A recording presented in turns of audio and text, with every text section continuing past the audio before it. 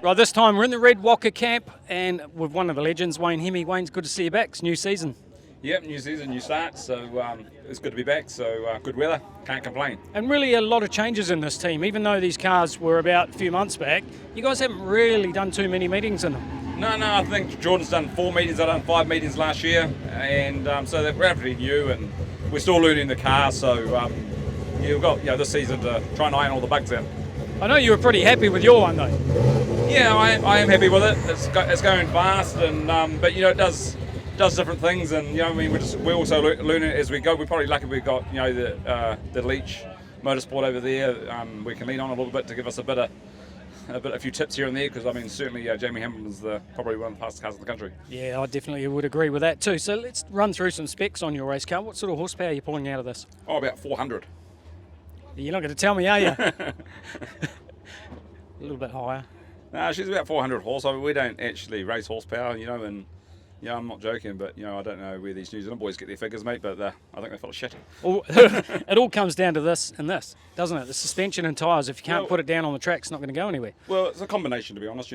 For me, I've been around the blocks a few times and done a million laps. But to me, the combination of your engine, your setup, and the driver is a three-way combination. And if you get one of them wrong, you're off the pace. So you don't have to have the most horsepower, or you don't have to have the fastest engine. You just got to have that three combination working together. Yep. And you can get some fast laps through. So obviously the new car, but what other things have you changed in the Red Walker camp? Well, nothing really. Last year was a difficult year going, racing through COVID, and we kind of didn't get the meetings we got, and we ended up our first meetings were championships, so it was quite tough to get familiar with the car. So I'm really looking forward to doing some club nights and just trying to just do some laps and just prepare for the championships later in January, February. So let's talk about those club nights, because you deliberated for a while, and there's probably a few people that didn't see your social media post about which track you were going to associate yourselves with this year, but you decided to stick with Palmerston North. Yeah, I did stick with Palmerston, and Park and Bruce have actually been good to me for 20 years. I've represented the Panthers for many of them, and come back and done the Mustangs and back into the Panthers. But for me, when I exited team racing, it was quite a difficult season. A lot of politics, I thought, in the selection process, and it just got a little bit ugly there for me, and that's why I decided to retire and get out. I couldn't be bothered with the process. Yep. And so it continued. But anyway, long story short, the Palmerston Club are a good, strong club, and we were losing our drivers. We lost 10 to 15 drivers in the last 4 years, and good drivers, some of our best drivers.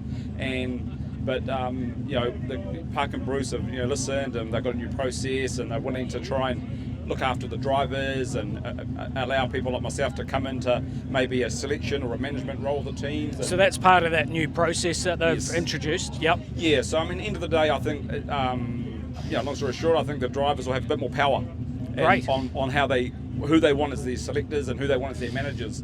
Scotty Miser's 100% Panther manager, 100% deserves to be in there, but I think with the Mustang squad, it needs a strong leader in there, Yep. So and I'm not saying that's me. I might put my name in the hat for that, but there's other good drivers. There's Benson, there's Shane Penn, there's bloody Graham Barr. There's a lot of other good Superstock drivers that can take the reins and take those young drivers under their wing and build a good culture.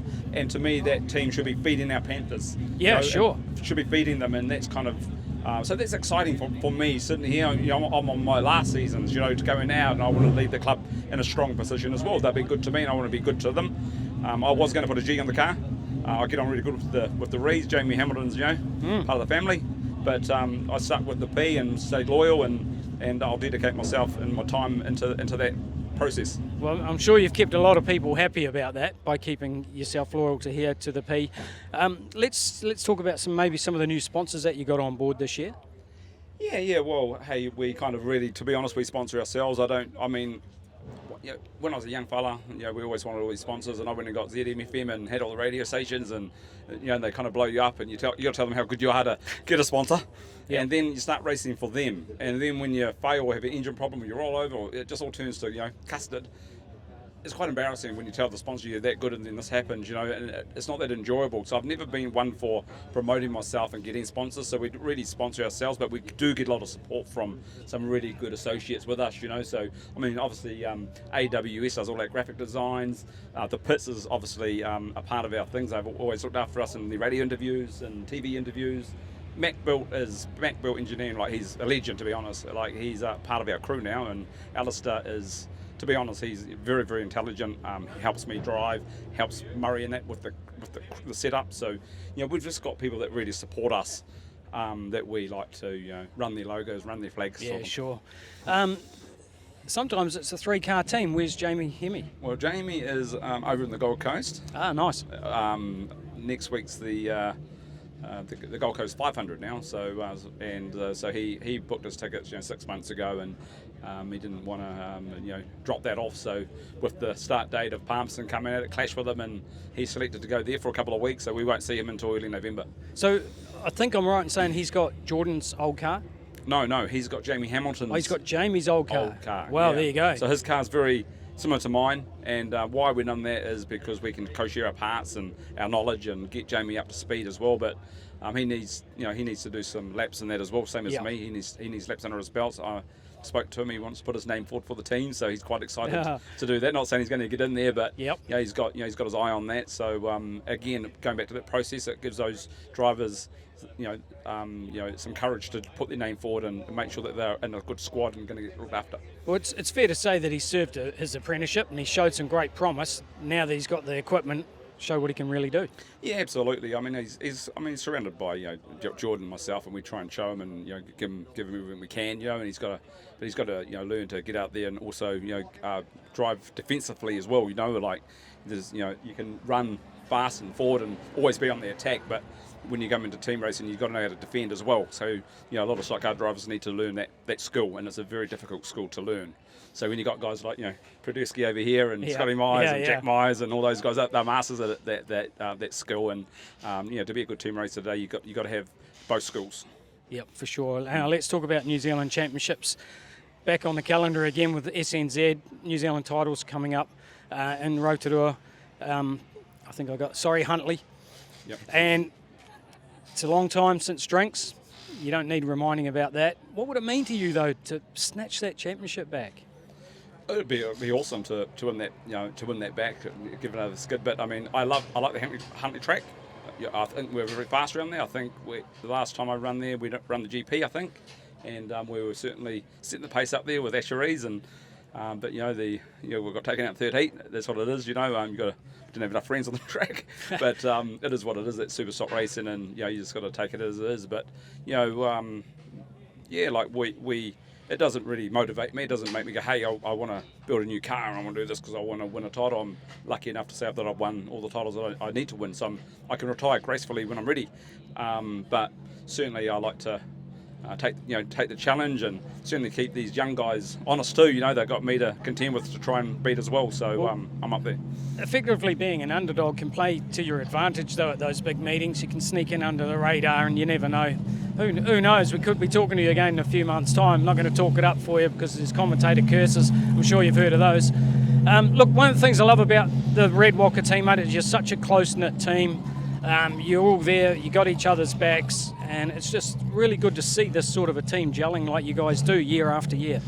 Yeah, we're a tight family now, like Jordan Jordan's been with us nearly 10 years and brought him on out of the stock cars and gave him the opportunity, and our families have just grown together, and and we are one family now, and I think I think one day when one of us decide to hang the helmet up, we'll probably both do it together because it's just how tight we are, But that wouldn't say that Red Walker would disappear. We'd be looking at a couple of drivers to come in and fill our seats. I don't think we've got no desire to close Red Walker Motorsports after we've gone. So we do have our eye open, and one day someone's going to pop up, and we're going to give them an opportunity to probably join us and groom them through and carry the name.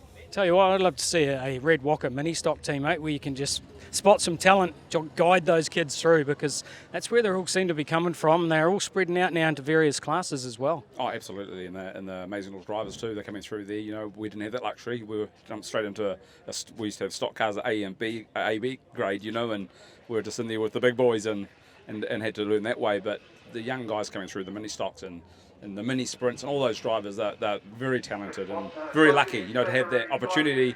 Obviously got good parents as well, and I really love the sport because of that. You look at mum and dad and the kids and they're racing, and that makes me proud to be a part of the sport, to be so family orientated, where 20 years ago it was a bit more black jersey and what I mean, whatever it was, but it's really changed into a good sport. And I just think as a team, as a group, as all the Speedway competitors, we don't all have to love each other, but we all need to respect each other as well. And we obviously had a serious incident over here last year. We don't want those to happen. We've got to race with some respect as well, and be smart. We do this as grassroots and we do it as a hobby, and we've got to remember that. Yeah. All right. Hey, awesome chatting with you, Wayne. You always have really good answers and don't mind talking. You can just let me stand here and soak it all in. Good luck tonight for the Red Walker team, and let's hope to see these cars fanging around the track and out the front near the checkered flag. You never know. Yeah, you never know, but we've got Jamie Hamilton over there, and he was very fast last year, and he gave me a push out the way, so we'll have to chase him, I think. But we'll see. All right. Good luck. Thank you. Thanks.